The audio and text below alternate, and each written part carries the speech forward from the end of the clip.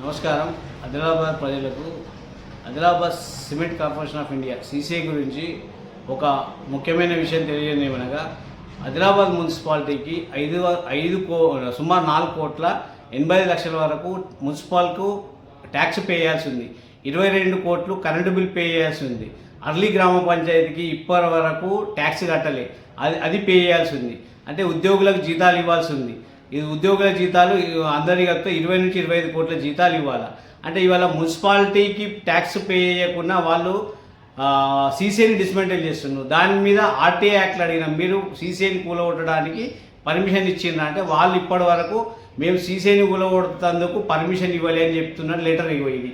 ఈ లెటర్ ప్రకారం చూసుకుంటే ఆదిలాబాద్లో సీసీఐని కూలగొట్టేందుకు ఎటువంటి పర్మిషన్ తెలంగాణ ప్రభుత్వం కావచ్చు, మున్సిపాలిటీ కావచ్చు, ఆదిలాబాద్ మున్సిపాలిటీ పర్మిషన్ ఇవ్వలేదు. కానీ సీసీఐ వాళ్ళు ఇల్లీగల్గా సిమెంట్ కార్పొరేషన్ ఆఫ్ ఇండియా వాళ్ళు సీసీఐని కూలగొడుతున్నారు.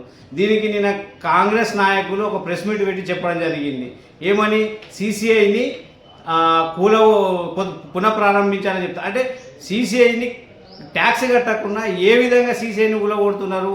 పర్మిషన్ లేకున్నా కానీ అదే పేదోడు ఇల్లు కట్టుకుంటే ఇల్లు కట్టినా కూలగొట్టినా కానీ మున్సిపాలిటీ పోయి ఆపుతుంది. అంటే ఇంత పెద్ద హెవీ ఇండస్ట్రీని కూలగొడితే ఇవాళ తెలంగాణ రాష్ట్ర ప్రభుత్వం ఏం చేస్తున్నది? తెలంగాణ పరిశ్రమల శాఖ మంత్రి గారు శ్రీధర్ బాబు గారు ఏం చేస్తున్నారు? ఆదిలాబాద్ ఉన్నటువంటి కాంగ్రెస్ నాయకులు కావచ్చు, ఇంకా ఏ నాయకులైనా ఈ విషయంపై ఎందుకు మాట్లాడడం లేదు? సీసీఐని కూలగొడుతున్నారు, అక్కడికి ఎందుకు ధర్నా వెళ్ళి ఆపడం లేదు? మీరు మున్సిపల్ ట్యాక్స్ కట్టాలా, తెలంగాణ గవర్నమెంట్ పర్మిషన్ ఇవ్వాలి అని చెప్పేసి. కానీ ఇక్కడ ఏమంటుంటే కాంగ్రెస్ బీజేపీ నాయకులు పోటాపోటీగా తిట్టుకుంటున్నారు. నువ్వు నారాయణ స్వామి గుడికి వచ్చి పచ్చి బట్టలతో రా అంటున్నారు, వీళ్ళు ఏమంటున్నారు మీరు రండి. అంటే ఒక దేవుణ్ణి సుఖ మీరు వల్ల మీ తప్పులు చేస్తున్నటువంటి వాటిని చూపిస్తేందుకు దేవుని దగ్గరికి రమ్మని చెప్పేసి ప్రజల్ని తప్పుదో పట్టిస్తున్నారు. కాబట్టి మీరు నారాయణ స్వామి మీద అంత ప్రేమ ఉంటే నారాయణ స్వామి గుడికి ఒక 5 కోట్ల ఫండ్ తెచ్చి దాన్ని డెవలప్మెంట్ చేయండి, తప్పు లేదు.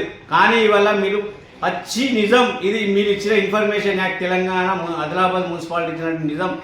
సీసీఐని కూలగొడడానికి పర్మిషన్ ఇవ్వలేదు. ఎటువంటి ఇవాళ కాంగ్రెస్ నాయకుని కోరుకునేది ఏమిటంటే మీరు ఖచ్చితంగా ఆదిలాబాద్ సిమెంట్ ఫ్యాక్టరీని కూలగొట్టేదాన్ని ఆపి ఆదిలాబాద్కి రావాల్సిన మున్సిపల్ ట్యాక్స్ని వసూలు చేయాలా, కరెంటు బిల్లు వసూలు చేయాలా, లేకపోతే రానున్న రోజులలో ఆదిలాబాద్ ప్రజలు మిమ్మల్ని క్షమించారని చెప్పేసి చెప్తున్నాం. ఇంకొకటి కాంగ్రెస్ నాయకులకు ముఖ్యంగా చెప్పేసి 6 నెలలకు ఒకసారి మీరు ప్రెస్ మీట్లు పెట్టి తిట్టుకోవడం కాదు. ఆదిలాబాద్లో ఉన్న ఎయిర్పోర్ట్ ఇష్యూని జూన్ 2వ తారీఖు నాడు చేయాల్సిన సీఎం పక్కదో పట్టించి ఆసిఫాబాద్ పోతున్నాడు. ఆదిలాబాద్ ముందు ప్రకటించినాక ఎప్పుడైతే పక్కదో పట్టిండో అర్థమైపోయింది ఆదిలాబాద్ ప్రజలకు బట్టి నీళ్లు చల్లే ప్రయత్నం చేస్తుంది తప్పితే ఎటువంటి లాభం లేదని తెలుస్తుంది. కాబట్టి ఇప్పటికైనా ఆదిలాబాద్ సిమెంట్ కార్పొరేషన్ ఆఫ్ ఇండియాని మీరు ఎంత తొందరగా ఆపితే అంత తొందరగా ట్యాక్స్ వసూలు అయితే మీరు కేంద్రం రాష్ట్రం 2 కుమ్ముక్క అయినట్టే అర్థం. ఈ లెటర్ మీదకి వెళ్ళి చూసుకుంటే ఇప్పటికైనా సిమెంట్ ఫ్యాక్టరీని ఆపాలని చెప్పేసి కోరుతున్నాము.